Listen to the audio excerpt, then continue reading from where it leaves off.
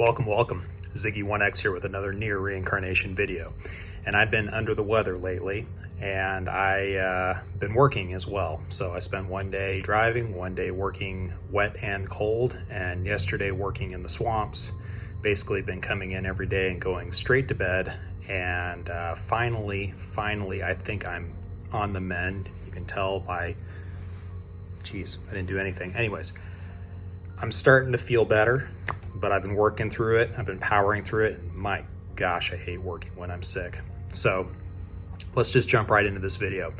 I wanted to talk about memoirs today. Let's go ahead and take a look at the screen over here. Now, I'm going to be using the resource NeiRRein.guide. This is published by some of our friends in the community. I'm going to go ahead and post a link to this website. It is it's the best resource online just for concise data. But we're going to go ahead and talk a little bit about memoirs today. This is a request that I got from a user, and the request was basically, hey, can we do some basic content? Because you do updates, you do polls and other things like that. But if I'm a newer player, what do I do? Like, how do I get started? So I'm going to start with this. First of all, this right here is arguably memoirs are the most important and underrated aspect of building a strong team in this game, especially in the case of Arena. So if you're planning on dipping into Arena, you absolutely have to have good memoir sets. And we're going to dive into the details on that in just a little bit here, but I know everybody wants the characters and the costumes. That's a given. That's what the initial draw and pull of the game is. And the weapons, of course, flush out the characters, and we get the debris now if you're over on the global and JP servers, but you can't discount the memoirs. So we're going to go over here to my own game real quickly, and I'm going to take these one by one here. Okay, so first we have the Dionast Memory Dungeon. Now, first of all, you're going to look here, and you're going to see that the suggested force at the 10th floor, which is where you have the best chance of getting those 4-star memoirs with the full 4 substats, you want that. You want ideally to be aiming for, and this may not be your goal initially when you're kind of slogging through it at the beginning, definitely hold on to those 3-star memoirs, but you want to ultimately be aiming for 4-star memoirs with 4 substats, and typically none of the flat HP or defense or attack stats. Your perfect memoir, say for example for an attacker in any given situation of the game, is going to have crit rate, crit damage, attack, and one other stat, depending on what you're doing. If you're in Arena, it's going to be agility. If you're in the regular dungeons, it could be HP. So let's go ahead and leave that there. But you'll notice here that as we progress through the dungeons, we've got 90,000 force for this guy, and then we back down into, whoops, and I completely backed out. The loveliness of not doing edits. Okay, 100,000. So you can see a trend here going down, okay? It's a return button. They changed the menu up a little bit, so it tripped me up there momentarily. Okay, 100,000, 100,000, 5,000, and then this is the one that I normally farm, and we're at 110,000 force. Now this is something that is pretty easily obtainable for a lot of us. So I'm going to dive into this. By the way, this dungeon is going to be the one, especially if you're focusing on Arena or trying to bump up your Arena power. This is the dungeon you're going to want to be focusing on. I'll show you what a good clear looks like. Now this is the team that I'm using right now because I'm all hopped up on Sinnoh Alice, but you'll notice right here, aside from Noel, but ideally what you'd want to do is you'd want to use a party of characters with fire affinity, since it's strong against wind. You want to pick the opposite affinity, and you'd want them to use weapons that they're not proficient with, which means they're not going to be doing those multiple attacks. And I'll show you why here. What happens is when you go into the battle, they're going to be doing their auto attacks. Now you want ideally their auto attacks to be single hit. And the reason why, and I'm going to speed this up real quickly here. Let's turn off the repeat. Ideally, boom, you want one attack because it cuts you through the battle faster. Boom, boom, boom. All right, now you're done with wave 2. And now we're going to get into the boss. It's going to be a nice, clean, clear. We're going to get some memoirs from it. I've got my battle settings to automatically delete, to automatically offload the 3-star and lower. And so I'm only keeping 4-star memoirs because at the point of the game that I'm at, that's all I'm interested in. I don't care how good the substats are on the 3-star, they're never going to be as good. So that is how that looks. This is not a desirable memoir. Nope.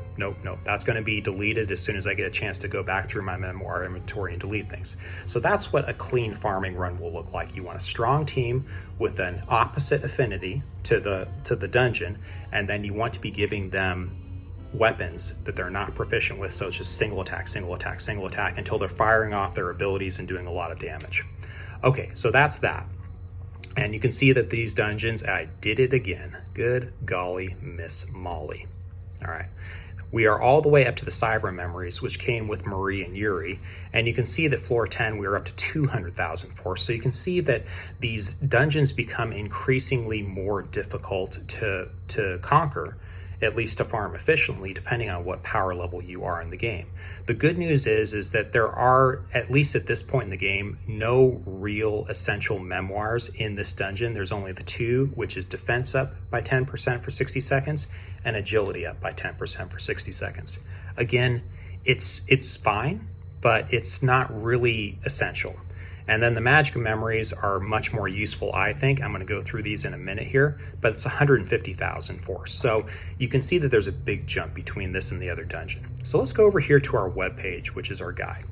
And this is an amazing guide, and you can see why right here. In the game, we don't get this kind of information off page. So right here, you can see that we get 4 sets from the Dynast memory. Now, this is the beginner dungeon because look at this. We get attack up by 15%, crit hit damage up by 40%. Do not discount that. That is a really good memoir set, even in the late game. And defense up and HP up. Okay, I'm actually using currently the HP up by 25% on my Bloody Griffin Arena because I want him to be a meat shield. I want him to soak up as much damage as possible. Now, is this the best memoir set for him in Arena? Maybe not. It's just the best set that I've got for him. And that's important to work within the bounds of what you have. So this is a good beginner dungeon with the best set, in my opinion, being the crit damage up by 40% because, again, no joke, that is a lot of extra damage if you get a full set from them. So when you're getting into memoirs first, you will be farming the heck out of floor 10. Again, aim for floor 10, and you're going to be farming this dungeon. Now, as you progress upward to the officers, this is a little bit more niche. Let's read through these real quickly. The first set is universally good. It's crit rate up by 15%, which in my opinion is better than crit damage up by 40%, at least if you're a beginning player, because crit rate is a lot harder to get. Crit rate, and you want to be getting as close to 100% as possible. And so the closer you get to 100%, the more often you're critting. And then, and only then, your crit damage kicks in. So if you have a crit damage of 200%, that doesn't apply unless you actually crit. So you're losing an extra 200% damage. So the crit rate is the priority. Focus on crit rate before crit damage. If you can max out your crit rate, or you can get very close to maxing out your crit rate, that's when you bump over into crit damage. And depending on the costume that you're using, there are costumes that have innate crit rate in them. There's debris that has crit rate in it, etc., etc. So based off of what your account is, which characters and costumes you're using is going to be based off of which of these sets you're going to be using. I can tell you right now that crit rate in just the regular game is one of the more useful sets because it's universally useful. And no matter how much crit rate innately is in a costume, you're still going to need more crit rate to get close to 100%. So let's look at these next ones. Agility up by 20%. Used to be better, it's not as great anymore. Attack up by 30%, defense down by 30% for 60 seconds. This is a niche one, okay? This is actually an interesting set for arena snipers. If you're more focused on getting that attack out first and you want as much extra attack as possible, that is a 30% multiplicative buff to your overall attack right there, and it only lasts for 30 seconds. That's the timed attack, timed agility, timed attack, timed anything. It's going to be a flat multiplier, which means it's going to be more significant than if it was just a flat 30% attack up. It's going to be giving you more, but it's only going to be giving it to you for those 30 seconds. But then the downside is defense down by 30%. If you're getting your attack out first, it works pretty well.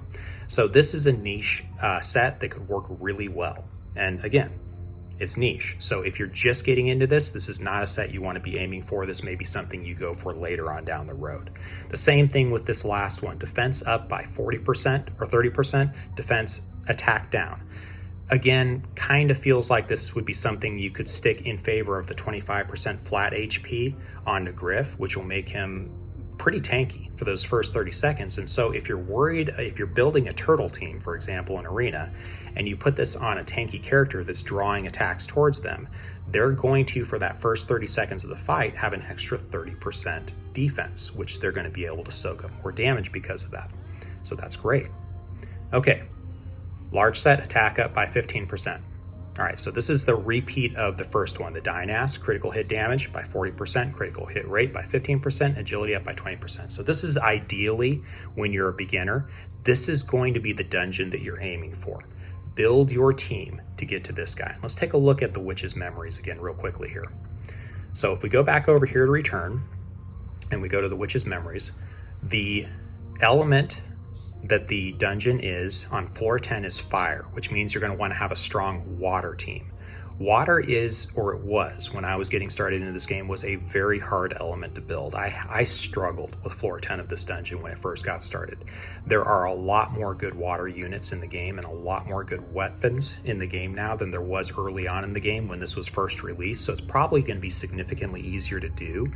But be aware that if you are going to be farming this dungeon, you need a good water team. Water weapons, water support, whatever you've got. And this is going to be the dungeon, if you're early on in the game, that you are going to be aiming for and spending almost all of your time in. Whenever we get one of these boosted rates, and I'll show you what that looks like. Drop rate 2.5 times. Now ideally, we get this pretty often. So this is a good time to do it. We've got 10 days left on it. What you want to be looking for ideally, if you want to maximize your efficiency in this, is half energy consumed and drop rate up. Because now instead of spending 25 energy per run, you're spending 13 or 12 energy per run. Okay, so that is ideally what you want to be aiming for. If energy refills are a issue, if you don't have just unlimited energy refills like a lot of us older players do, wait until you have half off, because these dungeons are very expensive to farm. And speaking from experience, I can dump probably about 5,000 energy into one of these and get, for at least my point in the game, maybe 10 good memoirs. Maybe. That's how rare a really good top-notch memoir is in getting from these dungeons. So be aware of that, plan accordingly. Okay, let's jump back over here to the resource. So this dungeon, the Witch's Memories, it's a little bit more difficult. It's actually quite a step up from the last one as far as the tactics, because I believe the witch, no, it's the officer who blinds you. That's really obnoxious. The witch is just a witch. She's nasty. Anyways, so this has a lot of what you need. Again, arguably the agility up by 20% is the weakest of the bunch, but if you're new into Arena, having a little extra agility, it may be what pushes you over the edge and gets your turret or your sniper to go first and to knock out one of their strong hitters, and then it seals the deal for you in the fight. So this may be something you still want to hold on to. It's the least useful of the bunch in the long run. Okay, now we're into my personal favorite, because I'm focused heavily on Arena, Aberrant Memories. Now this one, it's the one that I just showed you. You need to have a good fire team, because the dungeon affinity or the dungeon element is wind. Fire conquers wind. And this is what makes this dungeon so good. It's the second one. And this is what every single one of your attackers in your Arena team should have. It should have a full set of this. Reduces skill cooldown, a weapon skill cooldown reduced by 30% at the start of battle. You win or lose in Arena, depending on what strategy you're playing. If you're doing a tank, you need to have a really good tank, or you need to have a way of debuffing the enemy, i.e. celebratory Demios. He reduces the enemy attack and increases your team's defense, making you all more tanky, which makes your tank much more useful. And then if you have Bloody Griff, he's the best tank. If you have Mocha Joe, New Year's Mocha Joe. He is not as good in my opinion, but he is still a very, very, very useful unit because he is a dedicated tank. He's able to fire off his tank ability, his provoke ability at the beginning of combat. Now, this right here though, for all of your other units, I don't recommend this guy on your tank unless you're lining up, you're synchronizing all of your attacks to fire off at once. And in that case, and this is a subject for another video, but in that case, you're going to be wanting to use the subjugation weapons, the antler weapons. And because those all have a very, very fast cooldown on the weapon skills, and they're all universally synced, which means that if you're playing on manual, you're going to get them all to pop up at once, and you're just going to be able to fire off 6 abilities all at once and hopefully melt the other team. And since the cooldown on them is so fast with this Memoir set, since the cooldown is so fast, you're going to be, in theory, going before the other team. So that's why this set is so essential for an attack-heavy team, an agility-heavy team, because not only do you want to get those attacks off, but you want the weapon skills to be ready to go first. So this is a must-have Blighted Flowers set from the Aberrant Memories dungeon. The next sets are fine. We've got damage taken reduced by 15% 3 times at the start of a wave. This can be really good actually if you have it on a unit, if you know that an enemy is going to be doing a big hit right at the beginning of a wave, and it is reset for every wave. So if you're doing a 3-wave fight, for example, in dungeon, and you know that that big attack's coming, you can slap this set on a character and they'll take less damage. So that can be very useful to survive a few really big attacks. The next thing is the increased chance of normal attack will be a 3 chain by more than 10%. Okay. And remember, I'm reading only the full 3 set. The 2 set bonus is down there below it. You want to go for the 3 set typically. This is fine, but there's a better one. And it just released. It actually hasn't released in its own dungeon yet. That'll come in January when we get both of the new characters. And so hold off on this one. This one it's okay. It's situational. I don't think it's that great. I never chase it. Attack defense up by 30% for 30 seconds when HP is below 50% only once. Okay, so this is what happens. Your character basically goes into a berserker mode once their HP dips below 50%. They become tankier and they hit harder. This is an interesting one with niche uses. I just say plan accordingly. There will be situations, I mean, this could even be something you'd use on a tank in arena, possibly. I prefer my tanks to just be absolute meat shields. They don't need to do a ton of damage, even though I do like to use the EX weapons on them so that they can dish out some damage, but mostly they're there to soak up damage. So this is interesting, but it's, again, niche. Let's jump down to this one here. Now, these are our 2 newest dungeons. We got Magic Memories, large set, all allies attack up by 10% for 60 seconds. This is actually pretty good. And all allies HP up by 10%. Actually, I've used that one before. This one, the Forbidden Tomes of Thaumaturgy, that one I actually use a lot in the dungeons and or in the tower. And the reason why is because a lot of my strategy lately for tower, it's the safest strategy, is you build poison or burn into your team. You build units super tanky with a lot of heals.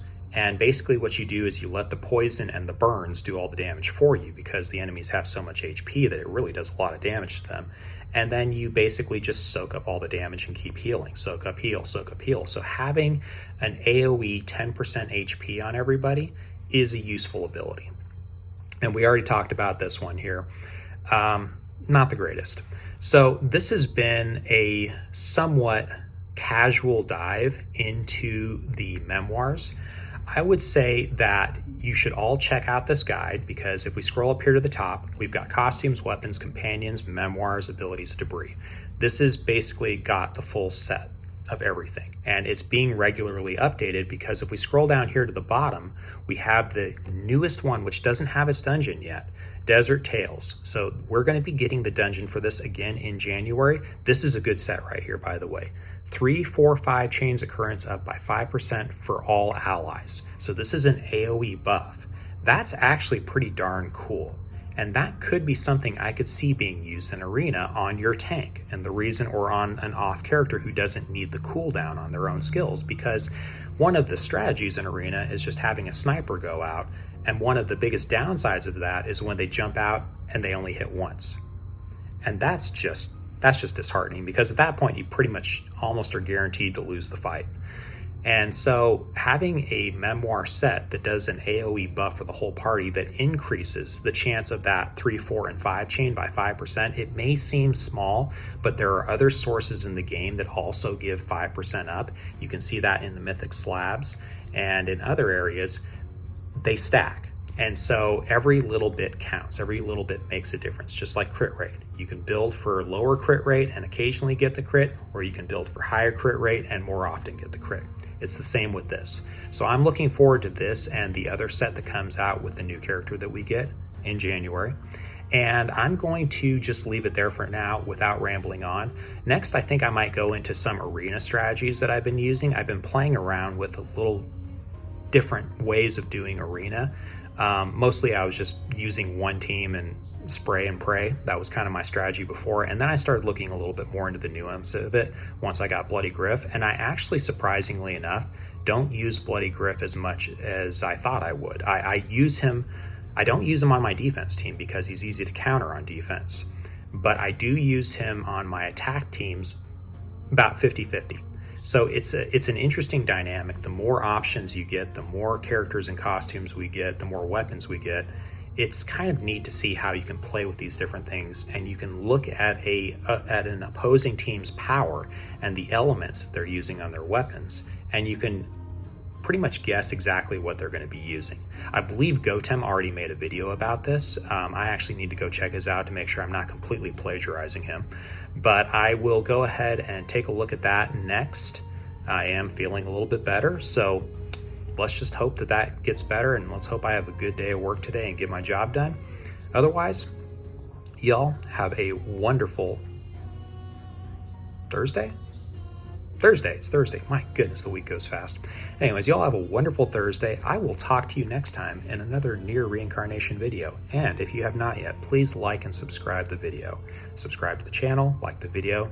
It's cool. I mean, it's not that it's really helping me do anything. I'm just here to make content. So I'd still be making the content if I had 0 subscribers, and I'd still be making the content if I had 1 million subscribers. But I understand that this is kind of a niche interest, but it's an interest that I'm interested in, so that's why I'm doing it. So anyways, have a wonderful day. I'll talk to you guys next time. Bye.